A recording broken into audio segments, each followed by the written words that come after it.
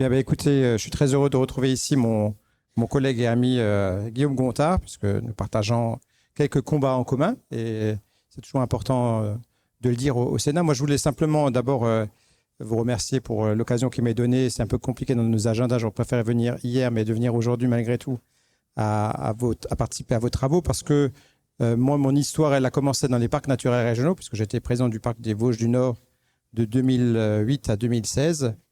Et c'est là où j'ai découvert toutes les qualités, effectivement, du chanvre. Hein. Le parc des Vosges Nord est particulièrement engagé dans les questions d'habitat, de rénovation du bâti. Et donc, j'ai pu découvrir avec un certain nombre d'architectes toutes les utilisations que le chanvre, enfin, intéressantes du chanvre dans la rénovation du bâti. C'est un des premiers éléments. Et d'ailleurs, quand je suis arrivé au Sénat, la première proposition de loi que j'ai portée, c'était justement sur les matériaux biosourcés et géosourcés, parce qu'on a un vrai problème aujourd'hui en France sur la rénovation, sur le bâti vacant, avec des matériaux qui sont utilisés et qui ne sont pas adaptés aux caractéristiques intrinsèques des bâtiments anciens, en particulier des bâtiments d'avant 1946, puisque c'est la date limite qui a été retenue.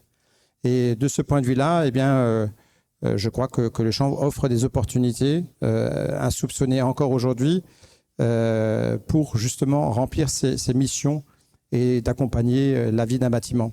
Le deuxième élément, c'est bien sûr celui de l'agriculture, puisque le territoire des Vosges du Nord, mais aussi plus largement les parcs naturels régionaux, sont très engagés sur les sujets liés à l'agriculture. Je vois ici d'autres élus qui siègent dans les parcs naturels régionaux que je salue, mais en Grand Est, on a 6 parcs naturels régionaux. Certains sont vraiment positionnés sur des questions plutôt agricoles. Et là encore, on a vu une filière qui s'est développée avec toutes les caractéristiques que l'on a indiquées qui sont parues dans cette petite vidéo, où on rappelle notamment l'impact sur les sols. Et ça me ramène à un autre texte que j'ai porté avec ma collègue Nicole Bonnefoy, où là aussi était question des sols. C'est notamment sur la proposition de loi de santé des sols pour éviter effectivement les pesticides, l'irrigation, et de respecter, dans une période qui est particulièrement compliquée aujourd'hui pour l'agriculture, que de respecter ce que le sol peut fournir et peut donner.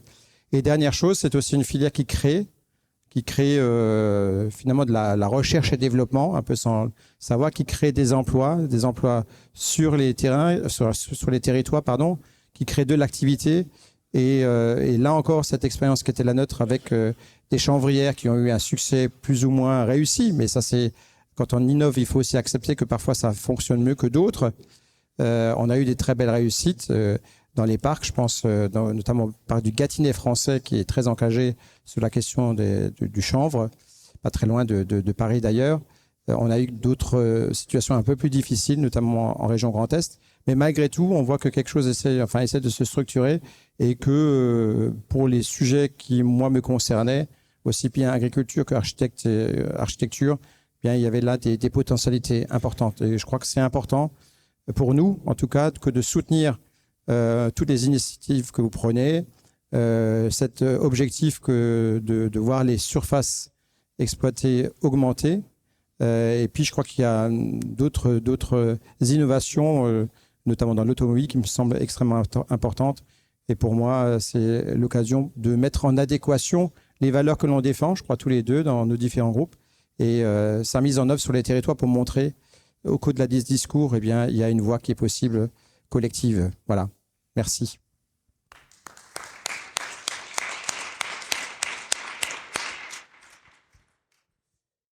Eh ben, merci. Moi, Guillaume Gontard, donc sénateur de l'Isère et président du groupe Écologiste Solidarité et Territoire au Sénat. C'est toujours un plaisir d'intervenir dans le congrès d'Interchanvre, puisque tu l'as rappelé, Nathalie, l'année dernière. Du coup, vous aviez pu le faire dans les murs du Sénat, et on est très heureux de pouvoir accueillir ce congrès au Sénat.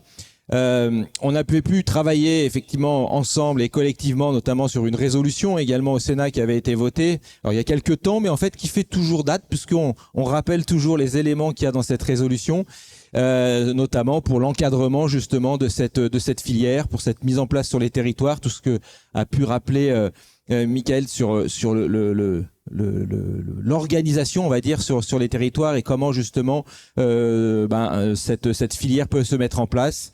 Donc voilà, ça c'est tous les travaux qu'on a pu suivre, et puis différents textes aussi qui se sont succédés. Tu en as rappelé un certain nombre, mais là moi je voulais peut-être plus vous parler peut-être sur la question de la commande publique. Puisque c'est vrai que la commande publique, on sait que ça représente sur les appels d'offres de plus de 90 000 euros, c'est environ 170 milliards d'euros à l'échelle nationale. Donc c'est pas une paille. Et donc de réfléchir à comment justement à partir de la commande publique, la filière chambre justement peut se structurer, que ça peut permettre de structurer la filière chambre. C'est quelque chose qui me paraissait important.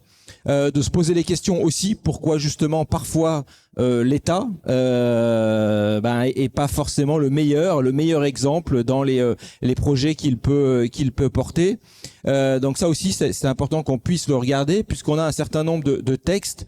Notamment, il y a eu dans la loi climat, mais on a eu aussi des dispositions où l'obligation d'avoir 25% de chambres à l'horizon 2030, de matériaux biosourcés, parce que c'était le chanvre, voilà, mais de matériaux biosourcés quels qu'ils soient, dans la construction et dans l'utilisation dans les marchés publics. Donc ça, c'est des orientations qui sont très fortes, pour le coup très précises, qu'il faut ensuite intégrer et mettre en place.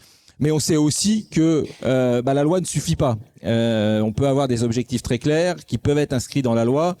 Si je prends l'exemple d'Egalim avec les 20% de bio et locaux dans la restauration, on sait que pour l'instant c'est à peine 20% des collectivités qui ont atteint en fait cet objectif-là, et donc il reste encore beaucoup à faire. Mais en tout cas, c'est important. C'est important déjà qu'on ait ces orientations dans la loi, et ensuite, c'est se poser les questions de comment on peut mieux faire, justement, en tout cas, que ça soit l'État, que ça soit les collectivités, puisqu'en grande majorité, les projets locaux, les investissements se font à travers les collectivités, peuvent justement réorienter l'utilisation des matériaux biosourcés, et notamment l'utilisation du chanvre, et puis permettre que ça fédère, en tout cas que ça structure justement cette filière sur les territoires.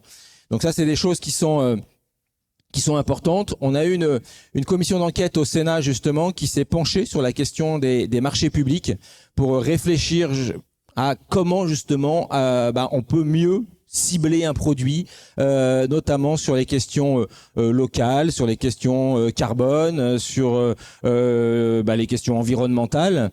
On sait que c'est pas simple, qu'il y a des directives européennes, que on peut pas faire ce qu'on veut à travers des marchés publics.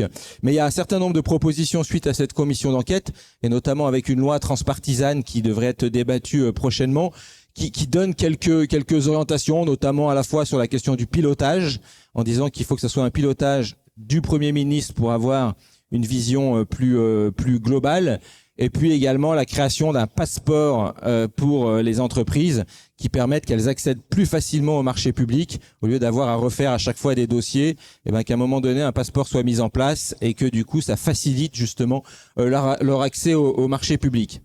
Je le disais, du coup, l'utilisation des matériaux biosourcés à travers la commande publique, c'est deux choses. C'est à la fois la valeur de l'exemple, c'est-à-dire que quand une collectivité décide d'essayer de mettre de la paille, de mettre du chanvre dans ses constructions, une école, une salle des fêtes, peu importe, une mairie qui a utilisé du chanvre, de la paille, forcément ça va avoir un impact sur le territoire en termes de visibilité, de savoir que tout simplement ces bâtiments existent, qui sont confortables, et donc ça aura forcément un impact aussi sur les constructions privées, publiques qui pourrait y avoir par la suite. Et puis ensuite, il y a comment on peut agir aussi à travers la subvention, à travers l'aide publique pour réorienter justement. Et ça, c'est vrai qu'il y a plusieurs dispositions qu'on peut mettre en place. Je donnerai un exemple et qu'on a essayé de développer à travers l'ensemble des départements.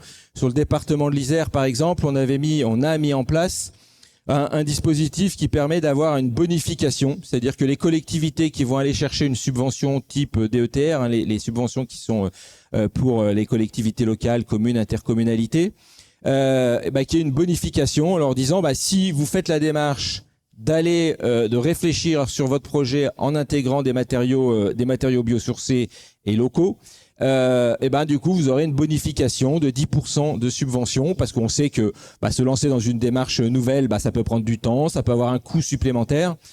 Et donc cette disposition-là, à l'échelle départementale, a plusieurs intérêts. Bon, déjà, ça compense effectivement le coût pour la collectivité, mais surtout, ça permet que quand on ouvre le dossier de subvention, tout de suite, on puisse se poser la question et de se dire, et que le maire, le président d'intercommunalité se disent à ses équipes de maîtrise d'œuvre, tiens, pourquoi on n'irait pas dans cette direction? Pourquoi justement on n'intégrerait pas du biosourcé dans notre projet? Et pourquoi voilà? Et ça peut initier en tout cas des démarches qui peuvent être importantes.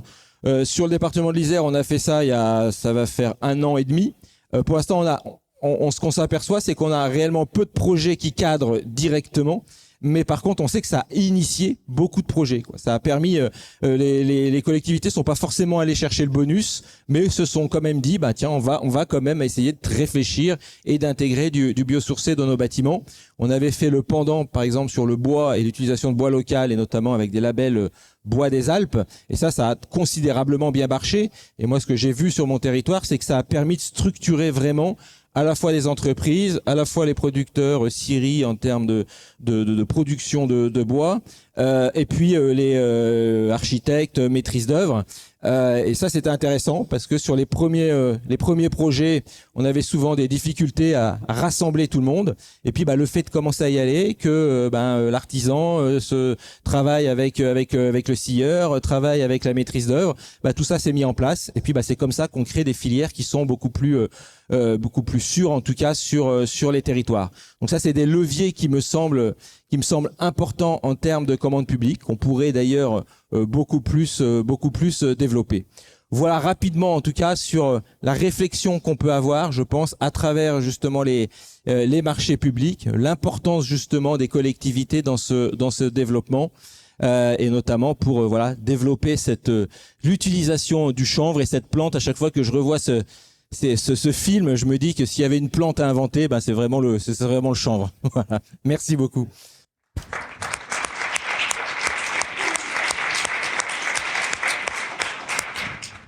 Oui, moi je voulais juste peut-être rajouter, parce qu'on est dans une séquence qui est une séquence électorale cette année de surcroît.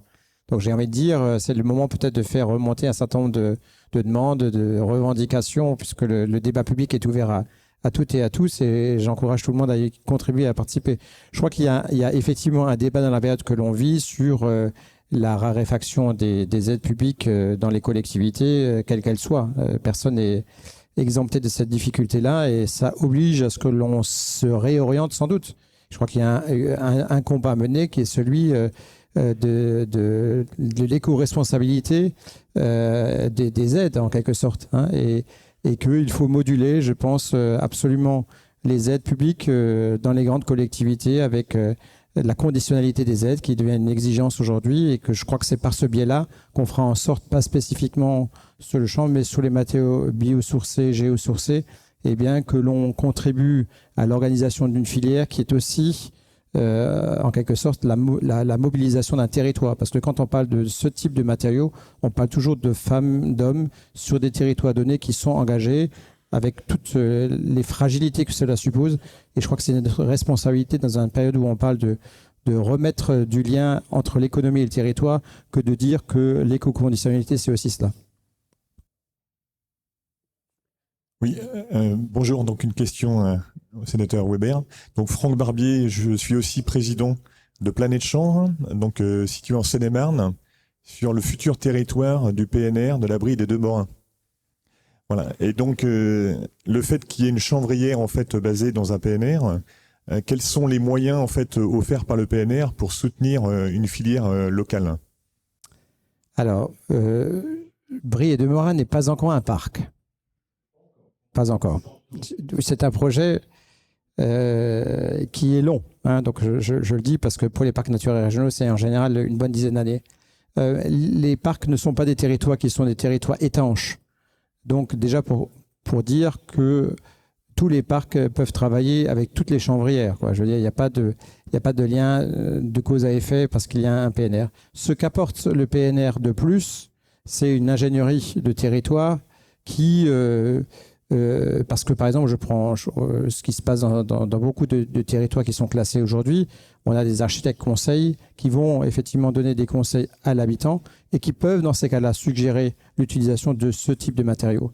Donc, dans la mise en réseau, après un projet territoire qui a été construit, où on va s'interroger effectivement du poids économique que l'on peut avoir avec des dispositifs innovants, là, il y a une vraie plus-value. Et le parc du Gâtinais était précurseur. Il a véritablement accompagné la relance du chanvre il y a déjà quelques années, puisque c'est un parc, on va dire, pas très ancien quand même. Mais c'était une de ces stratégies. C'était vraiment en matière d'agriculture de dire j'accompagne ce type de déploiement. Donc c'est là où ça a un intérêt, c'est-à-dire à la fois dans l'utilisation in fine du produit qui aurait été transformé, et donc derrière de créer une filière qui ait de la cohérence, c'est-à-dire aller jusqu'à accompagner des agriculteurs pour qu'ils cultivent du chanvre. Et je rajouterais, c'est aussi bon à savoir, je le dis parce qu'on a prévu d'en parler peut-être prochainement, que les parcs naturels régionaux de France, donc je rappelle qu'on est 59 PNR aujourd'hui, ce sont 4500 communes qui sont classées, eh bien, a une marque qui est une marque de l'État, qui s'appelle une marque Valeur Parc. Et cette marque Valeur Parc, elle peut très bien être décernée, donnée à des chanvrières ou à des entreprises qui mettent effectivement en pratique et utilisent le chanvre. Hein. Et cette marque, en fait, elle lie là encore la qualité, l'origine d'un produit avec un territoire. Et je crois que c'est intéressant parce que les 2700 aujourd'hui prestataires ou entreprises qui sont marquées grâce à cette marque Valeur Parc considèrent que c'est une réelle plus-value pour eux. Et c'est aussi une garantie de qualité de produit pour le client. Et ça, c'est vraiment apprécié aussi bien par l'entreprise que par le client in fine. Merci infiniment, messieurs.